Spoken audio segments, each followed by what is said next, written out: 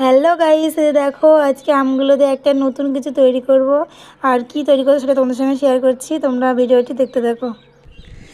এই দেখো আমগুলোকে ভালো করে ধুয়ে নিচ্ছি, তারপরে আমটাকে ভালো করে ছাড়িয়ে ওর ভিতরে শাঁসটা বার করে নেব। দেখো আমটাকে বেশ ভালো করে ছাড়িয়ে নিচ্ছি।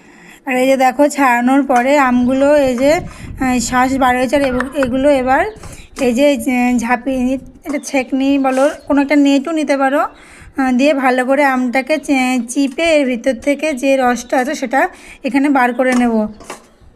আর এই যে দেখো এটা বার করার পর এরকম হয়েছে, এবং এবার এটাকে কড়াইতে ভালো করে জাল দিয়ে নেব।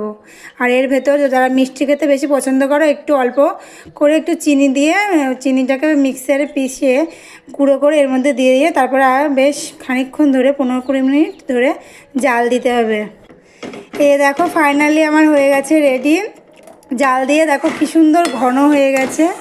আর এবার এটাকে থালাতে ঢেলে দেবো। আর তার আগে থালার উপরে একটু সাদা তেল ভালো করে মিশিয়ে নিতে হবে, তা না হলে এটা আবার কী বলো তো তখন উঠবে না।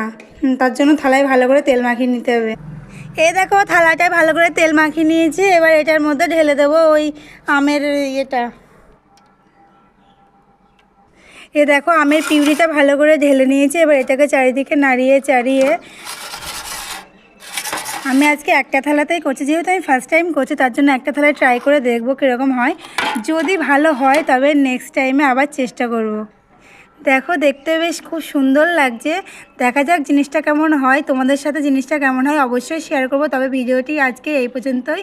আমি যেভাবে করলাম তোমরাও বাড়িতে চেষ্টা করে দেখতে পারো, আশা করছি খুব ভালো হবে।